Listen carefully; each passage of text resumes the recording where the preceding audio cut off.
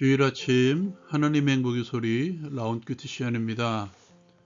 이 시간 우리가 함께 나눌 말씀은 요한복음 12장 44절에서 50절까지의 말씀입니다. 예수께서는 자신을 믿는 것이 하나님을 믿는 것이며 자신의 말이 생명이며 심판의 기준이 된다고 말씀하십니다. 자신이 빛이라고 선언하신 예수님, 나를 믿는 자는 나를 믿는 것이 아니고 나를 보내신 이를 믿는 것이며 나를 보는 자는 나를 보내신 이를 보는 것이라고 외치십니다. 나는 빛으로 세상에 왔으며 무릇 자신을 믿는 자로 어둠에 다니지 않게 하려 함이라고 전하십니다. 사람이 내 말을 듣고 지키지 아니할지라도 내가 그를 심판하지 않을 것임을 말씀하십니다. 자신이 온 것은 세상을 심판하려 함이 아니라 세상을 구원하게 함이라고 전하시고 계십니다. 나를 저버리고 내 말을 받지 아니하는 자는 심판할 리가 있으니 곧 내가 한 그 말이 마지막 날에 그를 심판할 것이라고 말씀해 주십니다.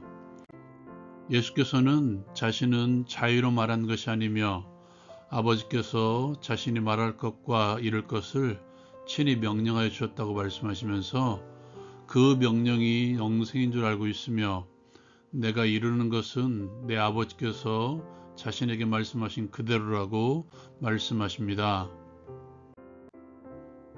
적용을 위해 함께 나누기를 원합니다. 빛으로 세상에 오신 예수님이십니다. 요한복음 1장부터 요한은 예수가 빛이라고 선포하며 시작하고 있죠. 그리고 곳곳에서 예수의 빛 되심을 선포하고 있습니다.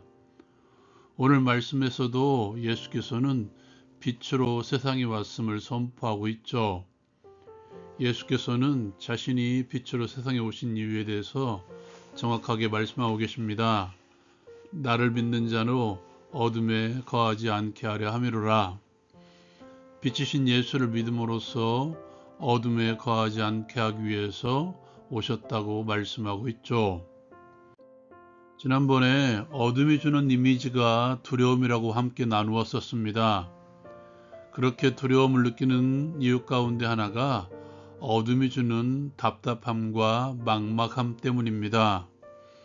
앞을 볼 수 없기 때문에 어둠은 우리에게 답답함을 주고 막막하게 하죠.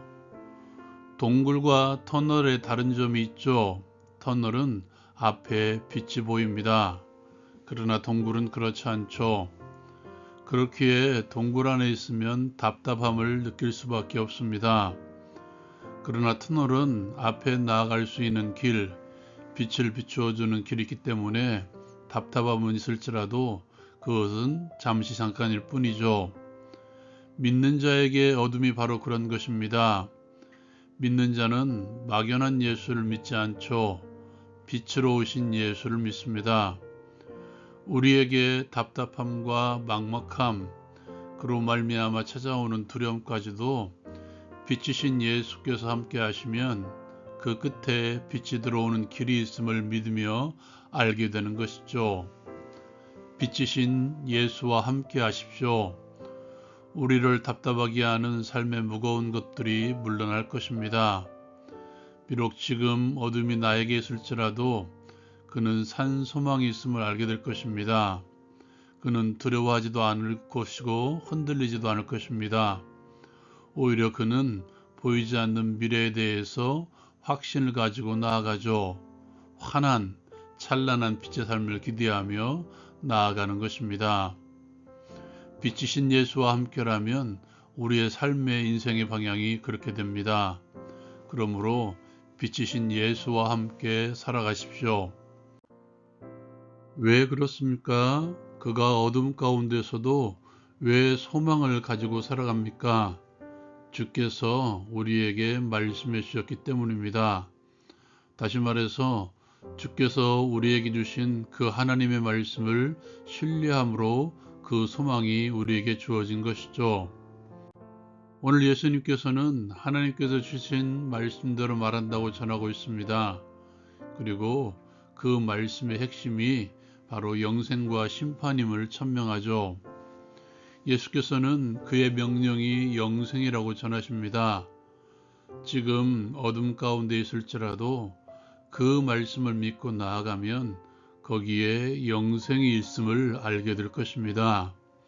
그러므로 말씀을 믿고 나아가십시오. 거기에 영생이 있습니다. 말씀을 알아가십시오. 거기에 영생의 삶이 기다리고 있습니다. 나를 살리는 영생의 말씀, 그리고 마지막 날에 그 말씀이 나를 판단하는 기준이 될 것입니다.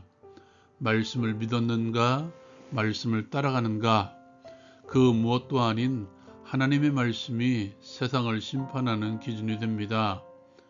그러므로 지금 영생을 누리십시오. 말씀과 함께하는 생명의 삶을 누리십시오. 하나님의 말씀이 나를 살립니다. 말씀에 생명이 있음을 믿으십니까? 그렇다면 생명이 있는 말씀을 가까이 하십시오. 그 말씀을 가까이 할 때에 내가 살아날 수 있습니다. 다시 말해서 내가 살기 위해서 말씀을 가까이 해야 된다는 것입니다. 설교가 다 들리지 않으면 지금 나는 죽음을 향해 나아가는 것입니다. 설교를 잘 듣지 않으려고 하면 나는 한 걸음씩 죽음을 향해 가고 있는 것입니다. 하나님의 말씀을 묵상하지 않는 것은 스스로 죽음을 택하는 것과 마찬가지라는 것이죠. 말씀에 순종하지 않는다는 것은 스스로 자신의 몸과 삶에 칼을 꽂는 것과 마찬가지입니다. 그러므로 살기 위해서 지금 말씀과 가까이 하십시오. 특별히 오늘 주일입니다. 설교 시간에 하나님의 말씀을 집중해서 들으십시오. 그리고 그 말씀을 삶 가운데 육화시키십시오. 그렇게 영생의 삶을 누리십시오. 적용을 위해 함께 기도합니다. 영생의 말씀을 가까이 함으로 생명을 누리게 하옵소서. 내가 살아나는 것을 체험하게 하옵소서. 심판의 기준이 되는 하나님의 말씀을 내 삶 가운데 녹여내게 하옵소서. 예수님의 이름으로 기도합니다. 아멘. 설교 시간에 설교를 듣지 않는 것은 결국 나를 죽이는 것입니다. 오늘 살기 위해서 말씀에 집중하십시오. 그리고 그 말씀을 삶으로 드러냄으로써 생명을 누리십시오. 라운큐티 마칩니다.